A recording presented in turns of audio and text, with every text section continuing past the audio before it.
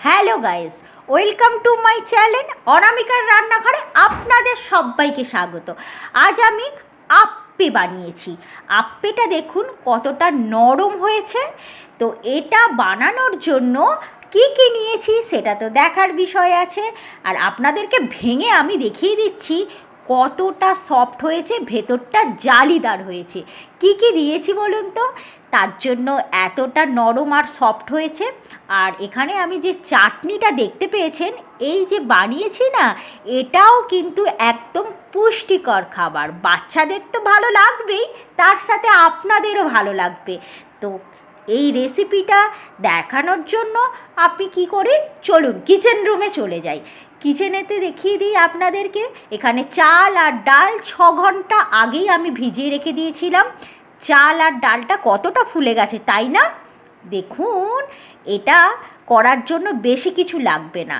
প্রথমেই নিয়ে নেবেন 2 কাপ চাল, আর 1 কাপ ছোলার ডাল, আর 1 কাপ মুগের ডাল। এবার আমি কি করছি, এখানে একটা মিক্সার জারেতে ভালোভাবে চাল ডাল ধুয়ে আমি এটাকে পেস্ট করব। যতটা মিক্সার জারেতে ধরবে ঠিক ততটা পরিমাণে নিয়ে নেব। আর খুব বেশি এটা পাতলা হবে না, তাই এর জন্য অল্প জল দিতে হবে। আর এখানে আমি আধখানা একটা দিয়েছি, আধখানা এখানে, আর 2টো কাঁচা লঙ্কা আর কিছুটা কড়াইশুঁটি দিয়ে আমি এখানে ভালোভাবে পেস্ট করে নেব। পেঁয়াজ দিয়েছিলাম আধখানা, তো এটা তো আপনারা বলতেই পারলেন না, তাই আমি বলে দিলাম যে এখানে আধখানা পেঁয়াজ দিয়েছিলাম। খুব ভালোভাবে এটাকে কিন্তু অল্প একটু জলের সাহায্যে ভালো করে পেস্ট করে নেব। দেখুন জলের পরিমাণটা আমি একদম কম দিয়েছি, বলতে পারেন আধ কাপ।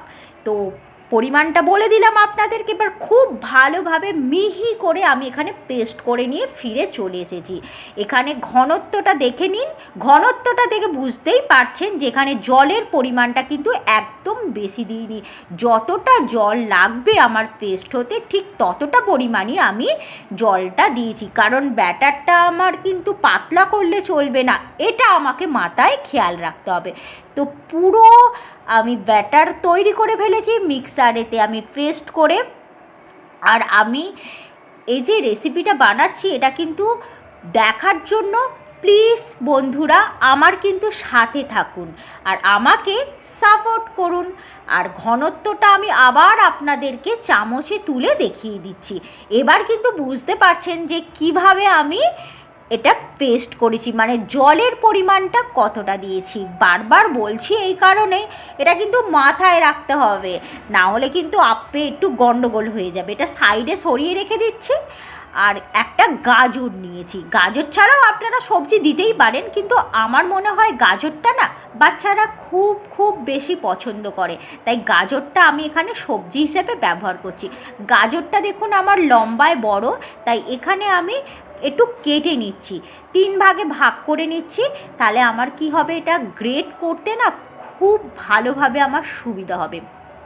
যতক্ষণ পর্যন্ত গাজরটাকে আমি ভালোভাবে এর খোলাগুলোকে আমি পরিষ্কার করে নিচ্ছি, ততক্ষণ একটা আপনাদেরকে ইনফরমেশন দিয়ে দিই।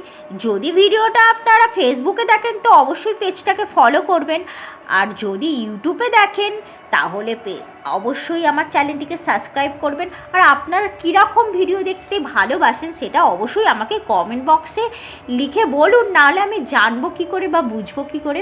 আর আমাকে না ভালো ভালো কমেন্ট করে দেখান কোন ভিডিও দেখতে চাইবেন, সেটা তো অবশ্যই বলবেন, তাই না? দেখুন আমি খুব ভালোভাবে কিন্তু আর যত্ন সহকারে আমি গাজরের খোলাগুলোকে ছাড়িয়ে নিচ্ছি। আগে থেকেই গাজরটাকে আমি ধুয়ে নিয়েছিলাম, আর এবার আমি গাজরের খোলাটাকে ছাড়িয়ে পরিষ্কার করে নিচ্ছি। এগুলো ছোট ছোট স্টেপ, কিন্তু এগুলো ভুল করলে চলবে না।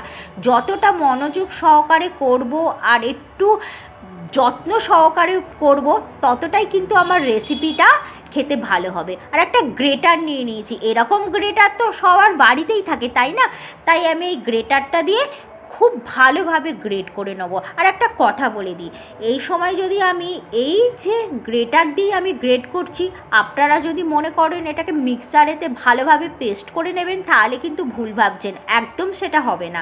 কারণ গ্রেটই করে নিতে হবে, মিক্সারেতে পেস্ট করে নিলে তাহলে ভালো লাগবে না। তাই এই জন্যই স্টেপগুলোকে ফলো করতে হবে। আর আমার ভিডিওগুলো দেখে আপনাদেরকে অবশ্যই রেসিপি ভালোভাবে বানিয়ে নিতে হবে। তারপর খাওয়ার পর আমাকে বলবেন কমেন্ট বক্সে যে কতটা ভালো লেগেছিল আপনাদের এই আপ্পে কিন্তু সত্যিই পুষ্টিকর খাবার। যখন বানানো হয়ে যাবে না, তখন আপনারা বুঝতে পারবেন যে কতটা টেস্টি হয়েছিল। বাস ঘরে তো সবসময় আমাদের এই জিনিসগুলো উপস্থিতি থাকে, আর বাইরে থেকে আহামরি কিছু জিনিস কিনে আনতে হবে না। সবার বাড়িতে তো চাল ডাল থাকে, আমি 2 রকম ডাল দিয়ে বানিয়েছি। আপনারা চাইলে 6 রকম 7 রকম ডাল দিয়েও বানাতে পারেন, মানে মুগের ডাল, মুসুর ডাল, কড়াইয়ের ডাল থেকে আরম্ভ করে যে সব ডাল আছে সব কিছু ডাল দিয়েই বানাতে পারেন। দেখুন ব্যাটারটা আমি নিয়ে এলাম। এবার আমি গাজরের যেটা আমি গ্রেট করে রেখে দিয়েছিলাম গাজরটা, সেটা আমি ঢেলে দিলাম। পুরো গাজরটাই কিন্তু আমি এখানে ঢেলে রেখে দিলাম। এবার আপনাদেরকে বলে দিই, কাঁচা লঙ্কা আমি 2টো ওখানে দিয়েছিলাম। আপনারা যদি কেউ ঝাল পছন্দ করেন সেখানে কাঁচা লঙ্কাটা দেবেন, না হলে দেবেন না। আর পেঁয়াজটাকেও ইচ্ছা করলে স্কিপ করতে পারেন, আমি মনে করি দিলেই ভালো হবে। আর এখানে স্বাদ অনুসার লবণটা তো দিতেই হবে, এটা একদম তো স্কিপ করা যাবে না। লবণ না দিলে বুঝবেন কি করে যে স্বাদটা কেমন হয়েছে, তাই না? তো এখানে কিন্তু লবণটা দিতেই হবে, আমি লবণ দিয়ে দিলাম। আর এখানে একটু কালার আনার জন্য দিয়ে দিয়েছি হলুদ গুঁড়ো। আপনারা এটা স্কিপ করতে পারেন, হলুদ গুঁড়োটা এটা আপনাদের ব্যাপার। কালার আনতে চাইলে আনবেন, না আনলে আনবেন না, এটা কোনো ব্যাপার না। তবে স্বাদে কোনো অংশে কম হবে না। আমার মনে হলো একটু দিতে, তাই দিলাম। খুব ভালোভাবে মিক্সড করে নিতে হবে, জানেন যতটা ভালো করে আমি মিক্সড করব বা ফ্যাটাবো, এখানে ফ্যাটানোটা কিন্তু খুব মেন ইম্পর্টেন্ট। এখানে খুব ভালোভাবে, যেহেতু চাল আছে, ডাল আছে এবং এখানে গাজর দিয়েছি, এখন লবণটাও দিয়ে দিলাম, হলুদটাও দিলাম, তাই এটাকে একটুখানি না খুব ভালোভাবে ফ্যাটাতে হবে। এবার বলে দিই ফ্যাটাতে কেন হবে, যতটা ভালোভাবে আমি ফ্যাটাবো এটা ততটাই স্পঞ্জি খেতে হবে, একদম নরম তুলতুলে হবে। তাই খুব ভালোভাবে ফ্যাটান। আপনারা টাইম নিয়ে কমসে কম 5 থেকে 5 মিনিট ফ্যাটালেই হবে, ব্যাস। এটা একটু যত্ন সহকারে ফেটিয়ে যান, ফ্যাটালে কিন্তু খুব ভালো স্পঞ্জি হবে। আমি মোটামুটি 2-3 মিনিট এখানে ফেটিয়ে নিয়েছি, আর আপনাদেরকে ঘনত্বটাও কিন্তু দেখিয়ে দিয়েছি, বুঝতেই পেরেছেন জলটা কতটা লেগেছে। একটা কড়াই নিয়েছি, কড়াইতে দিয়ে দিয়েছি 1 চামচ সাদা তেল। এখানে সাদা তেল ইউজ করতে হবে, সর্ষের তেল কিন্তু এখানে ইউজ করলে হবে না। তাই এখানে সাদা তেল নেওয়ার পর গরম হয়ে যাওয়ার পর তেলটা, এখানে একটু জিরের ফোড়ন দিয়েছি আর দিয়ে দিয়েছি কারি পাত্তা। এটা অবশ্যই করবেন, এই তড়কাটা দিলে না এত সুন্দর স্বাদ আসবে। এবার পুরো তড়কাটা আমি দিয়ে দিলাম ব্যাটারের মধ্যে, ব্যাস খুব যত্ন সহকারে ঢেলে নিচ্ছি এবং সাবধানের সাহায্যে, আর ভালোভাবে আমি মিক্সড করে নিয়েছি। দেখুন তড়কাটা খুব ভালোভাবে ব্যাটারের সাথে মিক্সড করে নিচ্ছি। আমি আবার আপনাদেরকে মিক্সড করে দেখিয়ে দিচ্ছি, আর ঘনত্বটাও বারবার দেখিয়ে দিচ্ছি যেন ভুল না হয়। একটু পাতলা করবেন না, পাতলা করলে কিন্তু সমস্যা হয়ে যাবে, জানেন বারবারই তো বলছি একটুখানি গুরুত্ব দিয়ে করবেন। আর এখানে একদম লাস্টে দিয়ে দিলাম 1 চিমটে খাবার সোডাটা দিলে কিন্তু খুব বেশি নরম হয়। খাবার সোডাটাকে অ্যাক্টিভ করতে হবে, তো তার জন্য দিয়ে দিলাম অল্প একটু জল, ব্যাস জলটা দিয়ে আর খাবার সোডাটা অ্যাক্টিভ হয়ে গেছে। দেখুন আমি আবার ফেটিয়ে নিয়েছি। তো আপনারা প্রথম থেকে একটুখানি ভাবুন তো কতবার আমি ফ্যাটালাম। ঠিক এইভাবেই কিন্তু আপনাদেরকে ফ্যাটাতে হবে, তবেই কিন্তু স্পঞ্জি হবে, একদম জালিদার। আর মুখে দেওয়ার সাথে সাথেই আপনারা বুঝতে পারবেন কতটা নরম হয়েছে। তাই এবার কিন্তু আমার স্টেপ অনুযায়ী ফলো করবেন। চলুন এবার রেসিপি শুরু করে দিই। তো প্রথমে দেখুন ফ্যাটানো তো হয়ে গেছে, এবার তো আমাকে রেসিপি শুরু করতে হবে। একটা আগে থেকেই আমি আপ্পে প্যান বসিয়ে রেখে দিয়েছিলাম গ্যাসের ওপর। গ্যাসটা কিন্তু আমার অন করাই আছে। একটু তেল আমি গ্রিস করে দিচ্ছি, সাদা তেল অবশ্যই। খুব ভালোভাবে আমি সাদা তেল গ্রিস করে দিচ্ছি বা লাগিয়ে দিচ্ছি খুব ভালোভাবে, কারণ নিচেটা তাহলে আর লেগে যাবে না। তাই এইভাবে আপনাদেরকে করতে হবে। আর দেখুন তেলের পরিমাণ একদম এখানে লাগে না, অল্প তেলেতেই হয়ে যায়। তাই এটার কোনো ঝঞ্ঝট নেই যে আপনাকে তেলেতে খুব বেশি ভাজতে হবে, তাই না? অল্প তেলেতেই হয়ে যায়। তাই সুস্বাদু এবং পুষ্টিকর, এই জন্যই আমি বলছি। 1 চামচ করে করে যতটা এখানে দেখুন আপ্পে প্যানের যে গর্তগুলো আছে সেইগুলোতে আমি কিন্তু দিয়ে দিচ্ছি। এটা সাঁচা বলতে পারেন, আপ্পে প্যান বলতে পারেন, যেটা আপনাদের মনে হয় সেটাই বলবেন। আর 1 চামচ করেই দিতে হবে, কারণ এটা ফুলবে। আমি 1 চামচ করে দিয়ে দিচ্ছি। আর দেখবেন একটু যত্ন সহকারে দেবেন, কারণ সাইডে যেন না পড়ে না যায়। সাইডে পড়ে গেলে একটুখানি খারাপ লাগবে, তাই অল্প অল্প করে দিয়ে দেবেন। এটা আমার 12টা আছে, তো একসাথে আমার 12টা তৈরি হতে পারবে। আর ভেবে দেখুন, বাড়িতে কোনো যদি গেস্ট আসে, আমি ফটাফট এইভাবে বানিয়ে দিতে পারবো, একদম একসাথে 12টা হয়ে যাবে, তাই না? তো 4টে খেলেই পেট ভরে যাবে। এবার আমি দিয়ে দিচ্ছি একটা ঢাকা চাপা, আর গ্যাসের ফ্লেমটা লো টু মিডিয়ামে। মোটামুটি এখানে 2-3 মিনিট রেখে দেবো চাপা দিয়ে, ততক্ষণ ওটা হোক। এবার একটা কড়াই নিয়েছি, কড়াইতে আমি কিছুটা বাদাম নিয়েছি, মানে 1 মুঠো বাদাম নিয়ে এখানে আমি ভাজছি, খুব ভালোভাবে ভাজছি। মাথায় খেয়াল রাখবেন, তেল কিন্তু আমি দিইনি, শুকনো কড়াতেই আমি ভেজে নিচ্ছি। তো এইভাবে আপনাদেরকে এই বাদামটা ভেজে নিতে হবে। বাদামটা কেন ভাজছি? চাটনি করার জন্য তো ভাজছি, কারণ আপ্পেটা কী দিয়ে খাবো, চাটনিটা তো চাই। যতক্ষণ এখানে বাদামটা ভাজা হচ্ছে ততক্ষণ আমরা কি করব, চলুন আপ্পেটায় একবার দেখে আসি আপ্পেটা কি হলো। দেখুন ঢাকনা খুলে দেখিয়ে দিই কতটা ফুলে গেছে আমার আপ্পেটা, তাই না? দিয়েছিলাম তো 1 চামচ, দেখুন কতটা পরিমাণে ফুলে গেছে। এবার আস্তে করে চামচের সাহায্যে দেখুন উল্টে দেবো। দেখুন কত সুন্দর হয়েছে, দেখতে পাচ্ছেন যে তেল আছে বলে। শরীরের জন্য কিন্তু খুব ভালো। এটা কি বলবো, 1 চামচ তেলেতেই এটা বানানো হয়ে যায়, আর খুব তাড়াতাড়ি এটা উঠেও যায়, লেগে যাওয়ার ভয় থাকে না। একটু ভালোভাবে তেলটা গ্রিস করে দিলেই উঠে যায়।